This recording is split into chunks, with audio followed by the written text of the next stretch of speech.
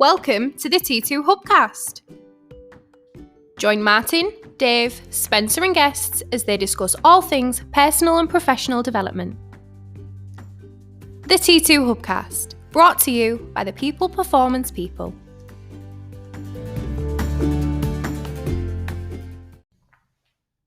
So welcome back to the T2 Hubcast with me, Martin Johnson. And me, Spencer Locker. We're back. Hey. It has been some time. We are back recording live from our new facility. Hey, T2 Towers. T2 Towers, or Victoria House, as it's called. July the 20th. We've been back a couple of weeks following the COVID break. Not out of the woods yet, but it's great to be back in the office, Spence. Yeah. And, we've delivered our first few days under social distancing. We're delivering more and more live sessions virtually, and the future looks bright. We're busy. Yeah, excellent. So we haven't podcasted for a while. We had a slight gap of about 3 weeks in the hubcasting because we tried to do some working remotely, which I think we did well via the apps on our phones. But we're back in our hubcast room now, so we're going to test the sound out. We'll probably get better audio as we go along because we're going to start kitting it out with some soundproofing room because it's quite a big room. But what I want to talk about today, Spence, and what we wanted to return with our first hubcast was around microaggressions in the workplace. Yes, yeah, really interesting subject. Yeah, you did a little bit of this research on this in working remotely, didn't you? But the reason we wanted to discuss microaggressions was twofold. Obviously, there's a lot of things around equality and diversity in the workplace these days, and microaggressions, or the term microaggression, is generally used to say around be mindful of sometimes the subtle or little innocent things that you think you might say, but they could have a slightly prejudicial tone to them, whether it comes to gender, race, sex, or age, or whatever it might be. So I think microaggressions need to be discussed in the concept of prejudice and diversity and equality in the workplace, but also I want to have the non-prejudicial element of microaggressions, if you like, which is just our general unconscious biases towards predisposed decisions by using certain phrases in the workplace. So all will be explained, Spence, but first and foremost, you've done a bit of research into this. Why is it relevant for all people to be aware of in all organisations? Basically, I think it's the core of what we do, and that's communication. It's very on cutting edge at the moment. It's very popular for people to start to talk about communication, whether it's in the workplace or in relationships or wherever. But it is a two-way thing. I mean, how many times have you read, you've got friends on social media, usually Facebook. I mean, sometimes we use Twitter for business and things like that. But how many times do you see somebody, one of your friends on Facebook saying, you haven't got 99% won't repost this. I'm proud of what I'm saying. Yeah. And basically start trying to shame people into supporting them. I mean, there's lots that we can talk about, like lots of organisations here. But people sort of say, I say what I like. And if you don't like it, well, that's tough. Yeah. And I sort of think I understand that. And we live in a world now with things like Brexit and politics and Black Lives Matter and COVID-19, where it does separate opinion, and you do get that polarization. And I sort of think, well, everybody does have the right to have their own view, but also you've got to understand and treat others with the respect around theirs. But yeah, it is an interesting one. And when I looked up the definition of microaggressions, it was really around prejudice and around some of the things you can say, even if you don't think you're being prejudiced, right? But you can say and this is the big thing, it's not about how you're saying it, it's about how it could be received. Yes. I'll also caveat this around, and we're going to talk about it a little bit at the end around, but this is the world we live in. We are Homo sapiens. There are 7 billion of us walking this planet. You can't have everybody communicate with you in your preferred style every single time. So you've got to have a bit of accountability to interpret situations and not react to everything, right? Because that's what causes this polarization. But microaggressions, let me give you an example, Spence. So microaggressions are things that you can say innocently or you believe that you're saying it in the right context, but it could potentially be received in a completely different way. So things around gender, sexual orientation, age, race, right? You could say, let me give you an example. So a gender example of this, right? You might be in the workplace and you still might work for an organization where primarily the senior leadership team is male dominated, but there is a strong female on there, been really successful in her career, and you might join the company and you say, so what do you do here? And she might say, well, I'm a director or a regional vice president. And you respond with, oh, you've done well. Yes. Right? Now, that's an example of a microaggression. Yeah. Because you genuinely might sincerely just be surprised and go, you've done well. But to her, that might mean, why? Because I'm a woman. Does that make sense? Yeah. Are women not supposed to do well? And this is where microaggressions and the perception of them can really, cause problems, and then the conflict comes on the back of it. Yeah, we were talking to one of our clients when we're doing the research for this microaggressions, and she was saying the amount of times, because she's a woman of a certain age who's single, she's never been married. However, she's noticed that when she's been meeting clients, and the client, as they're starting to develop a relationship, the client would say, so how old are you, for whatever reason? And she divulged her age, and she was saying straight away, people just glanced down at my ring finger. Yeah. Just to sort of say, well, sure. And it's sort of saying, woman of childbearing age should be bearing children. And you know what I mean? And if you're not, why not? Or even if that's not the intention by the person, she could still perceive that that's why they're asking the question. Yes. Absolutely. So it's really leaving it open to interpretation. Another example of a microaggression might be, race is a really interesting one. And with George Floyd and Black Lives Matter raising its head recently, it's never more prevalent than ever, right? But race is an interesting one, and it doesn't have to be completely 100% categorically racist, but certain people could say certain things that could constitute a microaggression. Yeah. And it's an interesting one. I read this one on the internet about microaggressions, but this one was, you're talking to somebody who's a different race to you. And one of the first questions you ask them is, so where are you actually from? Yeah. Right. Now, this is an interesting one, because I believe, and I know that I think I've said something similar. I think I use the words, so where was you born? Right? If I'm speaking to somebody with obviously from a different race with a different name, etc. And now the reason I'm asking that question is genuinely to build rapport. It's like, I'm interested in you. I want to know your background, etc. But then you feel awfully stupid when they respond with England. And you're like, yeah, because and you can totally see how this pans out.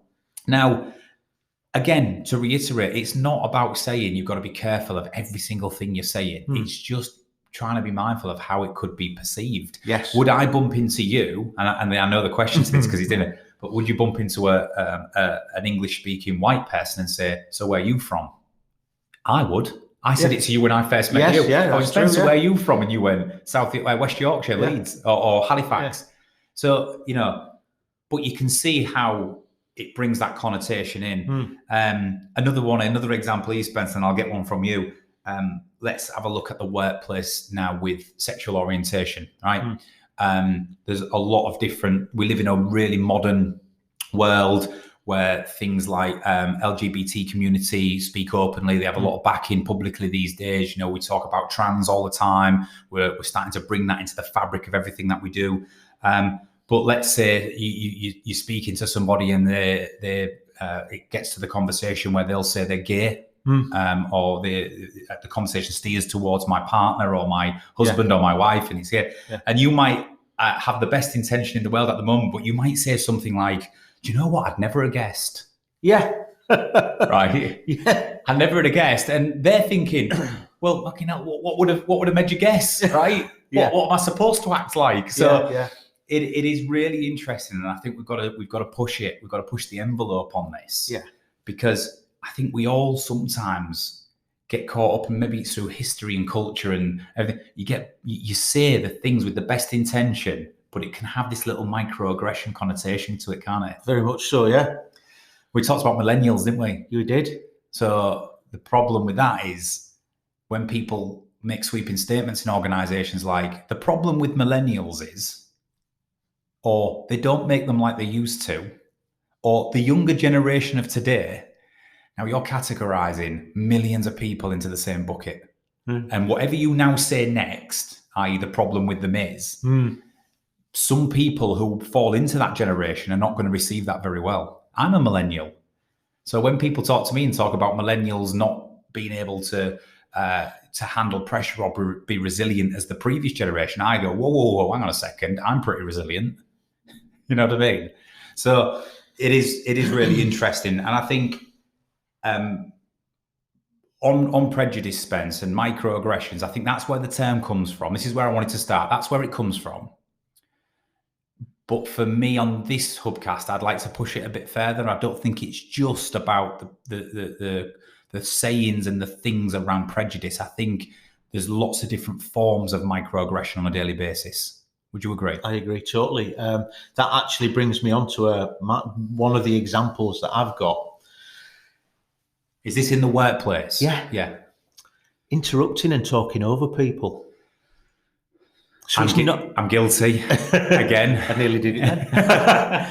It's not necessarily what you're saying. I mean, it can be. I mean, when the thing that got me thinking about this was, I was talking to one of our clients when we were doing a coaching session, and she was saying that one thing that really sort of aggrieved her when she first started was that she would very often be in meetings and she'd pitch an idea, and either one or two things would happen.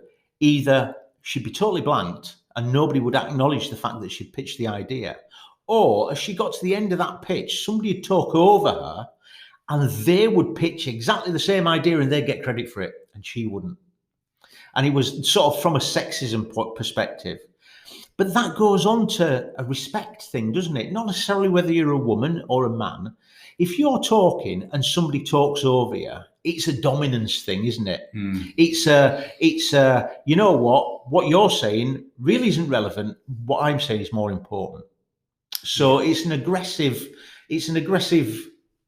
standpoint. It's an aggressive gesture, a microaggressive gesture. It is. Because again, it might not be that I am alpha male and it might just be a case of, you know what, I'm thinking about saying something, you're talking, an idea pops into my head and it's, oh yeah, blah, blah, blah, and you just talk across. So it's rather maybe not so much aggressive, but it is disrespectful. It is. And we always have that saying, don't we, around, are you truly listening to somebody or are you just waiting for your turn to talk?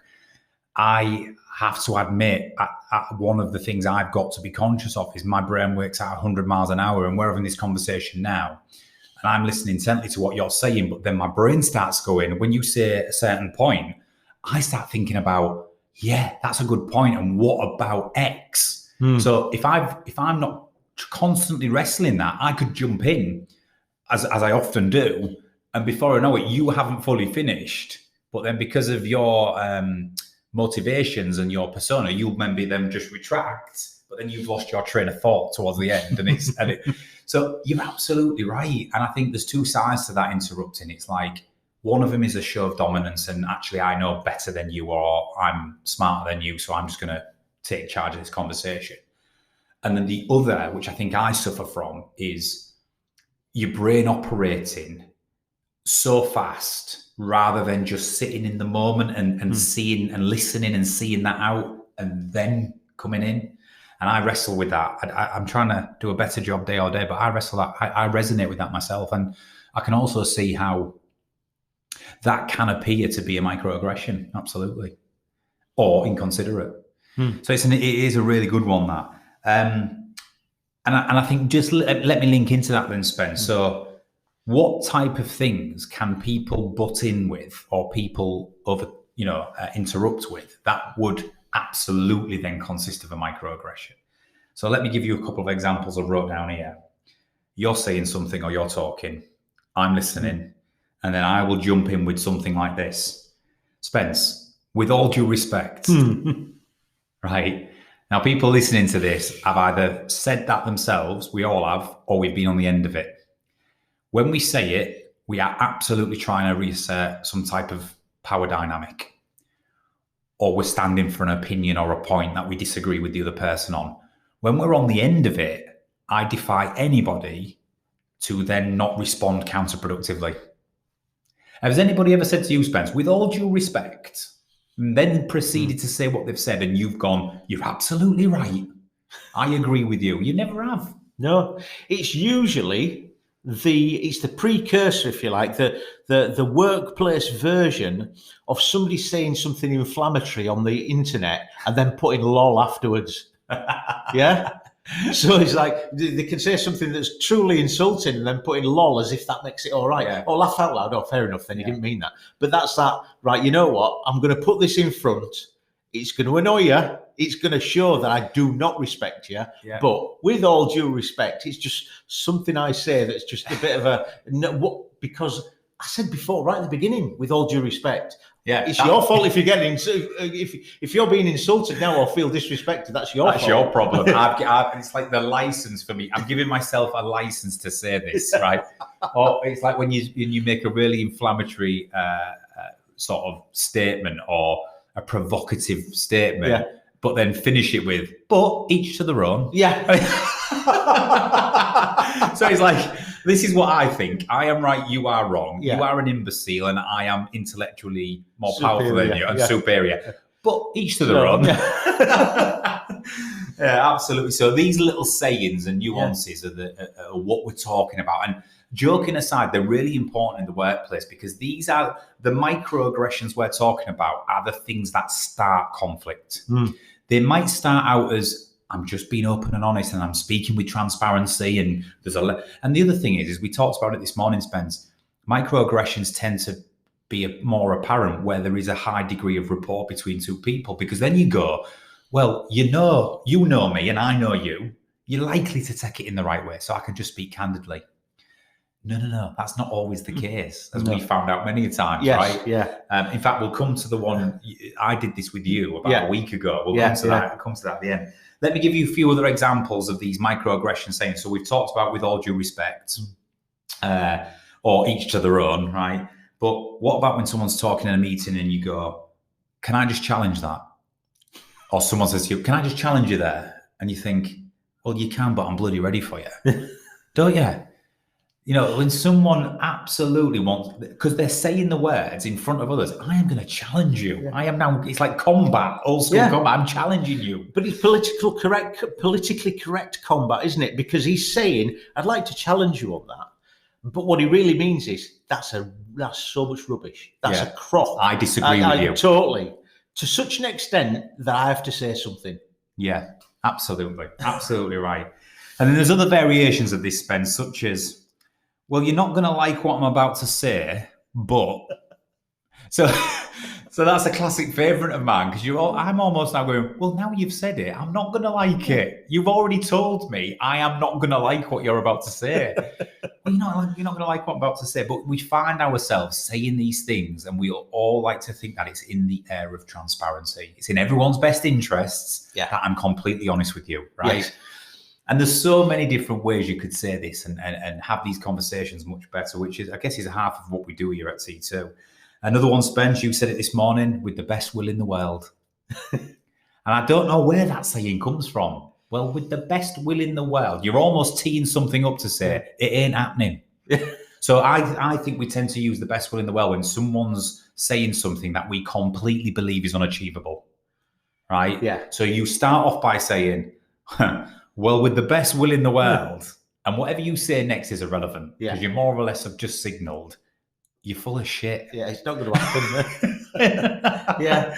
So trying to avoid that. Have you got any other, Spence, or does that? I think we get the point here, don't we? Yeah, I think we get the point. I don't really want to sort of over-egg it, but it's I think when we sort of say microaggressions and we start looking at definitions, we can be pulled into that, as you said right at the beginning. We could be looking at the racism, sexism, homophobia, all the isms and all the bits, we can be pulled in that, and then we can sort of comfort ourselves. We'll sort of say, well, I'm not racist, sexist or homophobic or anything like that, so I'm all right.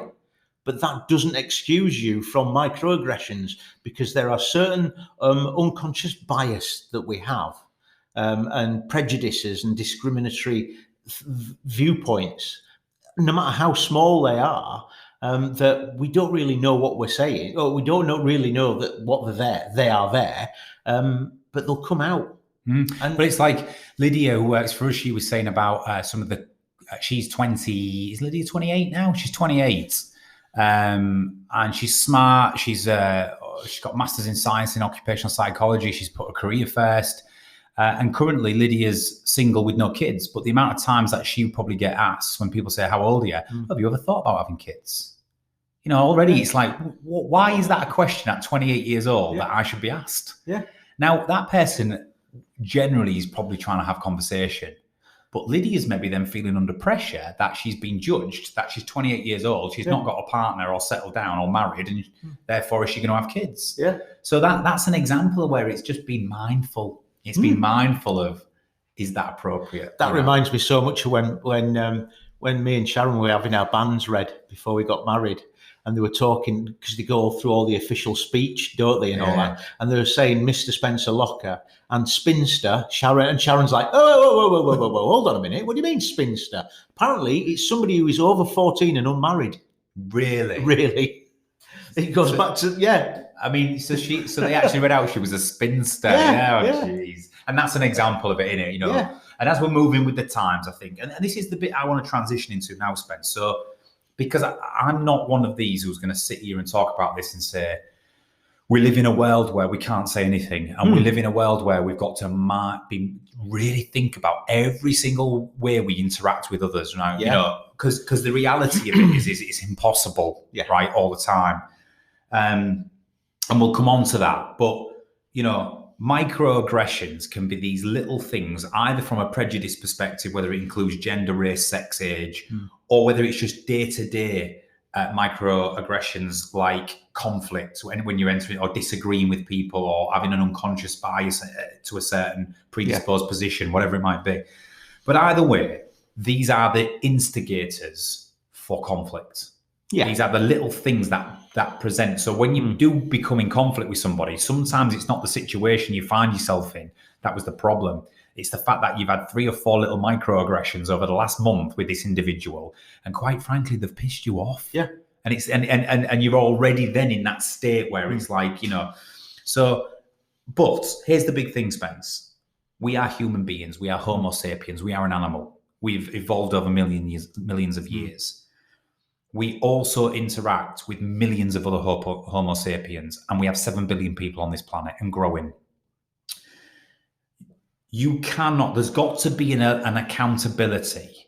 So on the receiving end of microaggressions, I'm talking about now, as much as we're saying on this hubcast that we want people to think about these microaggressions in the workplace, in their personal life, and challenge themselves if they are getting caught up saying some of the things that we were saying here. I think that's really important. But on the receiving end of it, anyone listening to this, you have to have an accountability to rationalize situations. Certainly. You know, the term snowflake is a microaggression, but the reason the term snowflake has evolved is because we're becoming offended by everything. We're turning everything into a microaggression, and it's not the case. No. So to prove the point, let's bring in our live example from last week. So Spencer informed me this morning when we was having a bit of a chat about this hubcast that actually this happened with me and him last week. Now, me and Spencer have a high degree of rapport. We've worked together for 2.5 years. We have what we would call a good relationship, banter, very good, fun, you know, all that type of stuff. However, even with that in place, due to certain situations, there can be certain examples of microaggression that can still exist. So Spencer, fire away. What happened last week? Okay, so it was last week we were in a situation where we were conversing. We were basically, I was still, I was working from home for a period of time, and it was one of the rare occasions that we were in the office. So it wasn't when we were on a call, it was when I was in the office. Right. So we're in the office. It's still a situation I'm getting used to. So, because last time I was in the office, we were in our old place, and we're having banter, we're having chat. No different. We have our banter, we have our chat. Everybody's there, and then you said something, and it was just a totally innocuous comment about, well, he spent the last 3 months kicking back with a cabana. Yeah. So the context of that as well, Spence, is obviously post-COVID, we're all returning to the office. Spencer had another 4 weeks working from home. And it's nothing we haven't shared before, purely because you're slightly more high risk with diabetes. Yeah. So Spencer, we agreed that you would return 4 weeks later. Yeah. So obviously we'd been back a few weeks. Yeah. Spencer's back in the office. So I'm thinking, break the ice. I'll go, here he is. He's obviously been chilling out, laid back with his cabana cigar for the last 4 weeks. Just trying to think, that's a funny joke. But don't forget, what I'm not probably considering, Spence, is the fact that you're already aware that you've stayed at home 4 weeks longer. Yeah. You want to get back and contribute. Yeah. So the first comment I make actually makes you feel, does he think I'm taking the piss? Does he think I've been doing nothing for 4 weeks? Yeah. And I can see it. Yeah, very much so. So that would be what I actually wanted to, it was in jest.